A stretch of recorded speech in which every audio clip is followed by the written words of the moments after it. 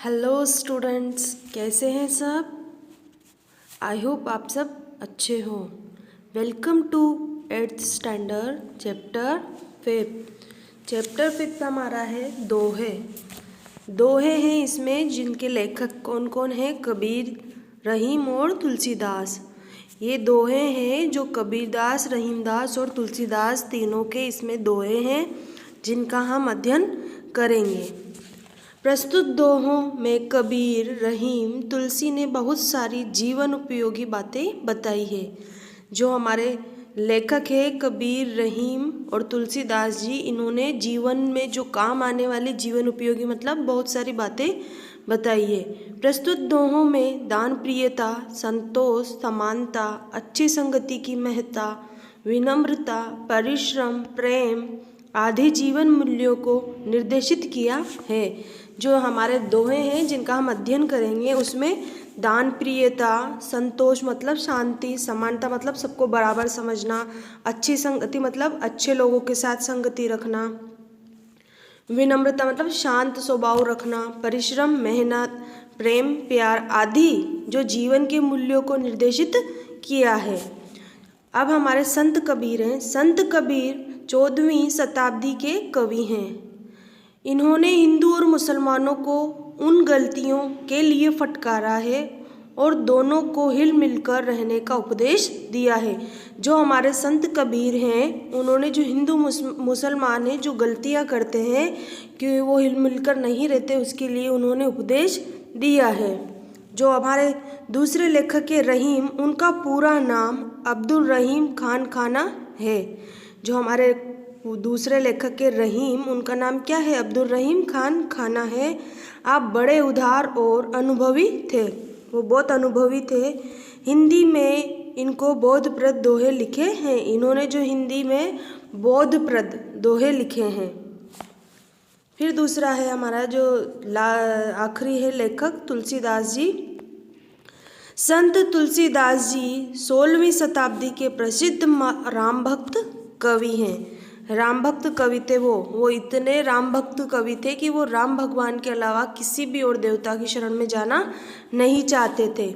इसलिए आपने रामचरितमानस नामक प्रसिद्ध ग्रंथ लिखा। इसीलिए उन्होंने क्या, रामचरितमानस नामक प्रसिद्ध ग्रंथ लिखा। ये हमारे तीनों जो दोहे के रचयिता हैं कबीर, तुलसीदास और रहीम जी, इनके बारे में हमने जान लिया। अब हम जो पहले हमारे लेखक हैं कबीरदास जी, उनके जो दोहे हैं वो पढ़ते हैं। वो है साईं इतना दीजिए जामे कुटुम समाई, मैं भी भूखा ना रहूं साधु न भूखा जाए कबीरा, साधु न भूखा जाए। साईं मतलब भगवान। जो हमारे कबीरदास जी वो कह रहे हैं कि भगवान इतना दीजिए, जामे मतलब जिसमें, कुटुंब समाए मतलब परिवार, कुटुंब मतलब परिवार, समाए मतलब जिसका मैं पालन पोषण कर सकूं, मैं भी भूखा ना रहूं और साधु न भूखा जाए। मतलब लेखक जो हमारे कबीरदास जी वो कह रहे हैं कि हे प्रभु, मुझे बस इतना ही अन्न और धन दीजिए जिससे मेरा परिवार का पालन पोषण हो सके, न मैं भूखा रहूं और न कोई साधु फकीर अगर मेरे दरवाजे पर भूखा आए तो मैं उसे भूखा न लौटाऊं। मतलब हे भगवान, मुझे इतना धन दीजिए, इतना ही जितना कि मेरे परिवार का पालन पोषण हो सके। अगर कोई मेरे दरवाजे पे साधु या कोई भूखा फकीर आता है तो वो भूखा न जा सके, बस मुझे इतना ही दीजिए। दूसरा है हमारा बिन विचारे जो करे सो पाछो पछताए, काम बिगाड़े आपनो जग में होत हंसाए कबीरा, जग में होत हंसाए। बिन विचारे मतलब बिना सोचे।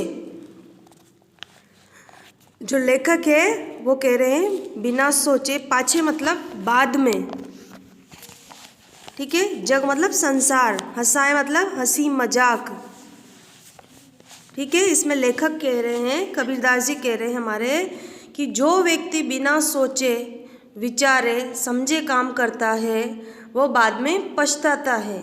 वो अपना काम तो बिगाड़ता ही है, दुनिया में उसकी हंसी उड़ाई जाती है। कोई भी व्यक्ति हो अगर बिना सोचे काम करेगा तो वो काम बिगाड़ेगा ही बिगाड़ेगा, और वो काम तो बिगड़ता ही है। उसके अलावा जो दुनिया है वो उसके काम को देखकर फिर हंसती है। इसलिए जो कबीरदास जी कह रहे हैं कि बिना सोचे जो काम करते हैं वो आदमी बाद में पछताता है। इसलिए उनके कहने का उद्देश्य ये है कि बिना सोचे काम नहीं करना चाहिए। तीसरा हमारा आखिरी कबीरदास जी का जो दोहा है वो है, कबीरा खड़ा बाजार में मांगे सबकी खैर, ना काहू से दोस्ती ना काहू से बैर, कबीरा ना काहू से बैर। बैर मतलब होता है लड़ाई, खैर मतलब कुशलता, बैर मतलब दुश्मनी शत्रुता। तो जो हमारे लेखक है कबीरदास जी वो कह रहे हैं कि कबीर कहते हैं कि मैं बाजार में सबके सामने खड़ा होकर भगवान से सबकी कुशलता मांगता हूँ। मतलब बाजार में, कबीरा खड़ा बाजार में, कि मैं बाजार में खड़ा होकर सबके सामने भगवान से सबकी कुशलता मतलब खुशियाँ मांगता हूँ, सबकी भलाई के लिए प्रार्थना करता हूँ। मेरी न किसी से दोस्ती है और न किसी से दुश्मनी। जो हमारे कबीरदास जी हैं वो कह रहे हैं कि मैं बाजार में खड़ा होकर भगवान के सामने सबकी कुशलता मांगता हूँ, क्योंकि ना तो मेरी किसी से दोस्ती है और ना ही किसी से बैर। अब वापस से हम कबीरदास जी के देखते हैं कि पहला है, साईं इतना दीजिए जहाँ में कुटुम्ब समाए, मैं भी भूखा ना रहूं, साधु न भूखा जाए कबीरा, साधु न भूखा जाए। इसमें जो कबीरदास जी वो कह रहे हैं कि साईं मुझे इतना दीजिए, बस इतना ही दीजिए कि जिसमें मेरे परिवार का पालन पोषण हो सके, और अगर मेरे दरवाजे पर कोई साधु भिखारी आता है तो वो भूखा न जाए। फिर हमारा दूसरा है, जो बिना विचारे सोचे समझे काम करते हैं वो बाद में पछताते हैं और अपना काम बिगाड़ते हैं, जिससे समाज में उनकी हंसी होती है। फिर हमारा तीसरा है कि कबीरदास जी जो कह रहे हैं कि मैं बाजार में खड़ा होकर भगवान से सबके सामने भगवान से सबकी कुशलता मांगता हूँ, क्योंकि ना तो कोई मेरा दोस्त है और ना ही कोई मेरा बैर है। ये हमारे कबीरदास जी के दोहे हो गए। अब हम रहीमदास जी के दोहे करेंगे। पहला है, रहीमन वे नर मर चुके जे कहूँ मांगन जाई, उनते पहले वो मुए जिन मुख निकसत नाई, रहीम जी जिन मुख निकसत नाई। मतलब रहीमन वे नर मर चुके, नर मतलब मनुष्य, ठीक है। कहूँ मतलब कहीं, जाही मतलब जाते हैं, उनते मतलब उनसे, मुए मतलब मर गए, जिन जिनके, निकसत निकलता है, नाही मतलब नहीं। तो इसमें जो रहीम जी है वो कह रहे हैं कि रहीम कहते हैं कि वे मनुष्य मरे हुए हैं जो कहीं दूसरों के पास मांगने जाते हैं। जो भिखारी है जो दूसरों के पास मांगने जाते हैं उनके लिए कह रहे हैं वो कि वो लोग मर चुके हैं, जो मरे हुए हैं जो कहीं दूसरों से मांगने जाते हैं, परंतु उनसे पहले वे लोग मर चुके हैं जो मांगने वाले को देने से इनकार करते हैं। जो मांगने वाले को देने से इनकार करते हैं उनसे पहले वो लोग मर चुके हैं। मतलब रहीम जी कहते हैं कि वे मनुष्य मरे हुए हैं जो कहीं दूसरों के पास मांगने जाते हैं, परंतु उनसे पहले वो लोग मर चुके हैं जो मांगने वालों को देने से इनकार करते हैं।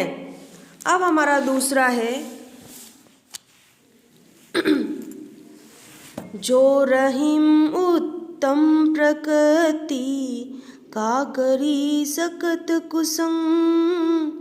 चंदन विष व्यापत नहीं लिपटे रहत भुजंग। रहीम जी लिपटे रहत भुजंग। इसमें जो रहीम दास जी है वो कह रहे हैं प्रकृति का मतलब होता है स्वभाव, उत्तम का मतलब होता है श्रेष्ठ, का मतलब क्या, कुसंग मतलब बुरी संगति, विष मतलब जहर, व्यापत मतलब फैलता है, भुजंग मतलब सांप। तो यहाँ पर रहीम जी कह रहे हैं कि रहीम कहते हैं कि उत्तम स्वभाव के व्यक्ति पर बुरे लोगों की संगति का बुरा असर नहीं पड़ता। मतलब जो अच्छे स्वभाव का व्यक्ति होता है उस पर बुरे लोगों की संगति का बुरा असर नहीं पड़ता। जैसे चंदन के वृक्ष पर सांप लिपटे रहते हैं फिर भी चंदन में सांपों का विष नहीं फैलता। जो हमारे रहीम जी है वो कह रहे हैं, उदाहरण देके समझा रहे हैं कि जो उत्तम व्यक्ति होते हैं, श्रेष्ठ व्यक्ति, उन पर बुरे लोगों की संगति का असर नहीं होता, क्योंकि जिस प्रकार चंदन के वृक्ष पर सांप लिपटे होते हैं तो उनके लिपटे रहने से उसमें विष नहीं होता, उसी प्रकार उत्तम व्यक्ति के साथ बुरे व्यक्ति की संगत होने से वो बुरा नहीं होता।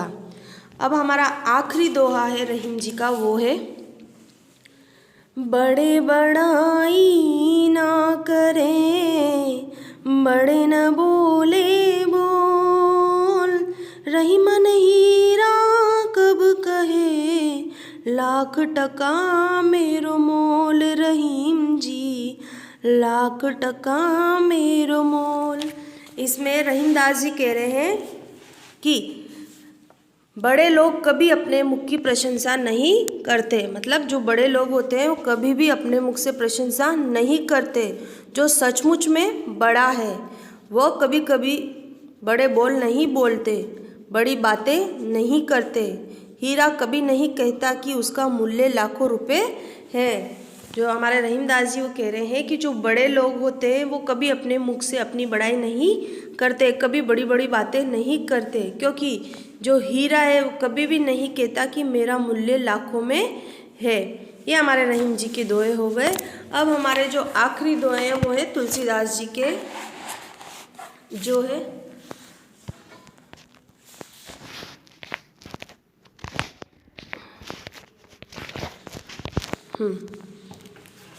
आवत ही हर से नहीं नैनन नहीं स्नेह।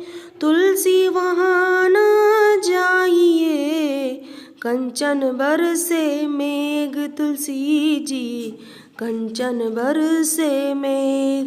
जो तुलसीदास जी है वो कह रहे हैं कि आवत मतलब आने पर, ही हृदय, हर से मतलब प्रसन्न होता है, नैनन नयन नेत्र आँखें, स्नेह मतलब स्नेह प्रेम, तहाँ मतलब वहाँ, कंचन मतलब सोना, मेह मतलब मेघ बादल।